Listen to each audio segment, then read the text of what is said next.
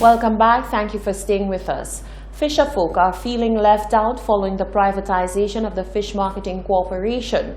Urgent pleas for discussions about growing issues, which include regularization of prices, have been outlined among other pressing issues. Solange Alfred reports. The closure of the Fish Marketing Cooperative in March 2019 hit the fisher folk community hard. They demanded answers and waited with bated breath for an announcement on the next steps forward for the government-run business. When the announcement came, it was that government would be handing over the entity to a private but local businessman. Fast forward to May 2019. With the privatization of the company in full effect, fisherfolk have raised a complaint that they are being kept in the dark as to the modus operandi of the new owner. We have a so-called new entity, and that new entity, we have no concrete information as to how do they operate, what is the legal framework, how they contract with the government, and how it will affect us as fishers. And that's one of our main concerns. It's not just cost of fish, because we know it's supply and demand that would affect the cost of fish. When a fisher approach me, or members of my cooperative approach me and tell me what am I saying on behalf of the current activity, government activity regarding FMC, I do not have nothing concrete to say.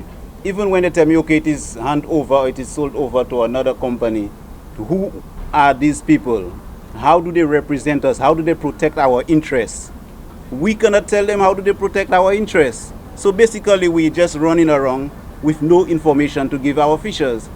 On the issue of price regularization, the fishers say many are losing out, having to sometimes undersell their fish. Furthermore, President of the Choiseul Fishers Cooperative questions the new management's ability to handle the large-scale business that is the St. Lucia Fish Marketing Cooperative. When I went to the guy who was responsible for purchasing the fish there, he said that, they run out of funds and they're not purchasing fish because they never thought that they would have gotten so much fish.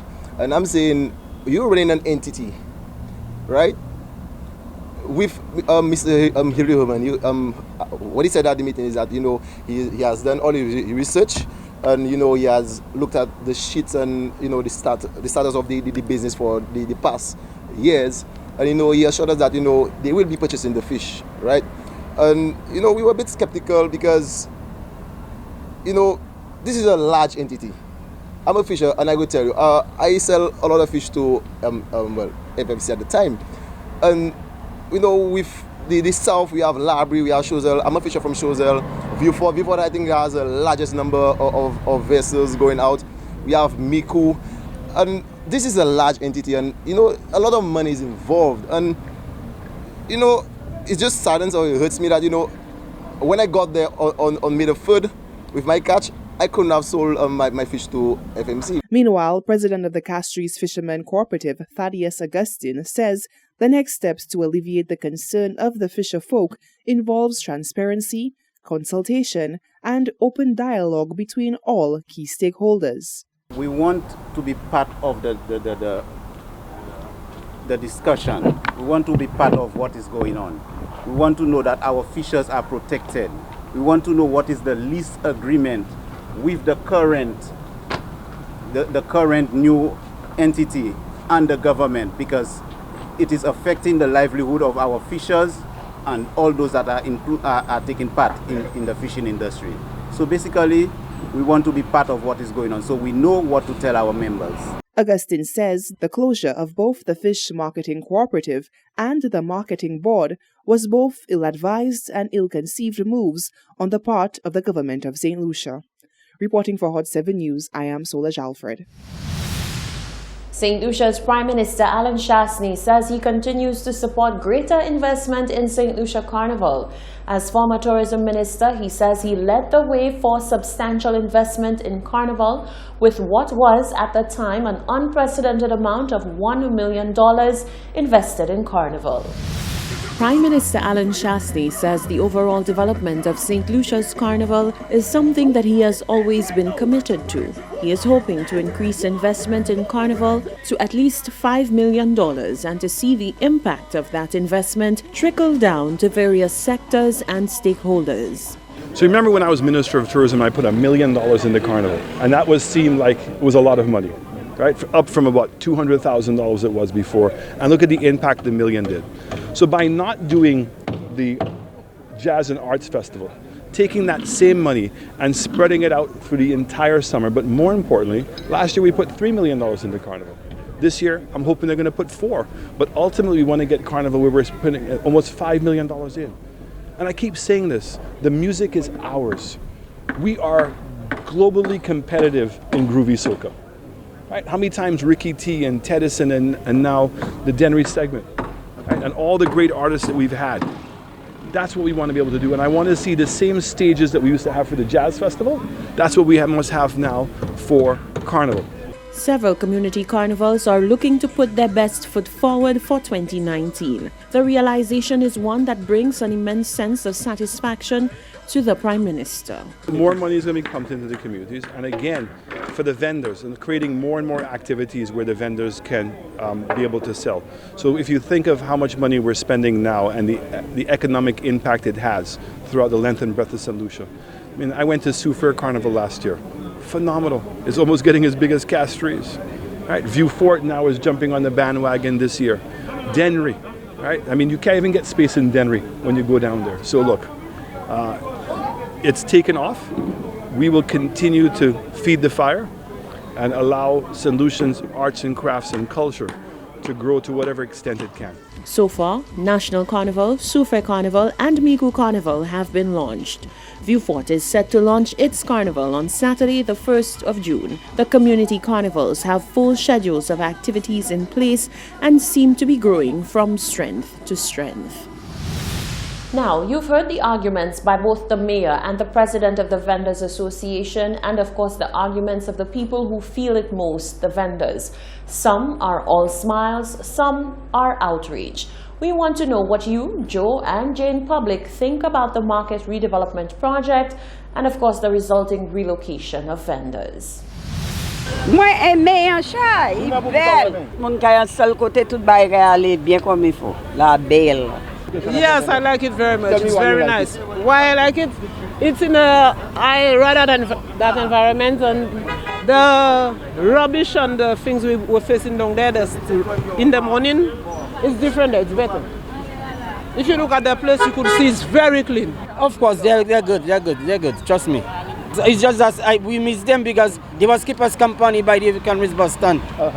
It's okay for now. Well, they need a better place. They have to relocate them to get them a better place. So at least they will stop complaining about the water and the food when it rains. So I believe they'll have a little peace of mind when they come back over. And also I miss all my ladies. And they miss me also because I used to trouble them all day long. Okay, now they will come back home, don't worry. They'll come back home. Of course, I'm supporting the market redevelopment because all we want to know that we have a proper market so that people can see that we have a very, very good market where when foreigners and our own people can have a taste, can have a good quality of everything in our market. Oui, ça y market là. Ça y market là right now là. C'est côté où mettre c'est là un point because you can changer yo. From côté pour l'autre côté. If they're trying to organize something, organize it a little much better for the people, whatever, regardless, because you know when the weather will start there, when the rainy season will start, there will be a whole problem in that, whatever. So they have to try and do something better for the people, whatever, to show that they're doing something for them, but don't put them like that, whatever. And when you look at the long run, they have problems, you know, this thing happening. But anyway, God controlling everything. Those were your views. Minister for Foreign Affairs in the Republic of China on Taiwan, Dr. Joseph Wu, is scheduled to visit St. Lucia from the 30th to the 31st of May. St. Lucia and Taiwan have had a high level of bilateral cooperation which spans a cross-section of areas, including agriculture, health, human resource development, community development, and ICT. Over the last few years, the government of St. Lucia has sought to deepen ties with Taiwan, and the two countries have entered into loan agreements for an island-wide road rehabilitation program and for the redevelopment of the Uanora International Airport. During his visit, Dr. Wu will meet with Prime Minister Alan Chasney and members of his cabinet. He will also visit the recently opened Hummingbird Beach Park, which was financed by the Taiwanese, and participate in the Ministry of Infrastructure and Overseas Engineering and Construction Corporation contract signing ceremony and road rehabilitation sword turning in Saltimas on Friday. On his visit to the Caribbean, Dr. Wu was also scheduled to visit St. Kitts and Nevis and St. Vincent and the Grenadines to enhance relations and build closer cooperation. With the prevalence of snake sightings around the island, the director of the St. Lucia National Trust is assuring St. Lucians that there is an effective protocol in place to handle snake bites. He says since establishing the protocol, there have been no deaths on island as a result of snake bites. Since 2017, we did this project to make it easier for persons to coexist with snakes, and there are treatment protocols that are in place. So if one is bitten, for example, by the ferdinands, once you can get to Victoria Hospital between 3 and 4 hours, you will survive, because there are specific protocols that are in place. Anti-venom is available, and one can protect their life by firstly avoiding being bitten, and also by getting to the hospital within the 3 to 4 hours if bitten.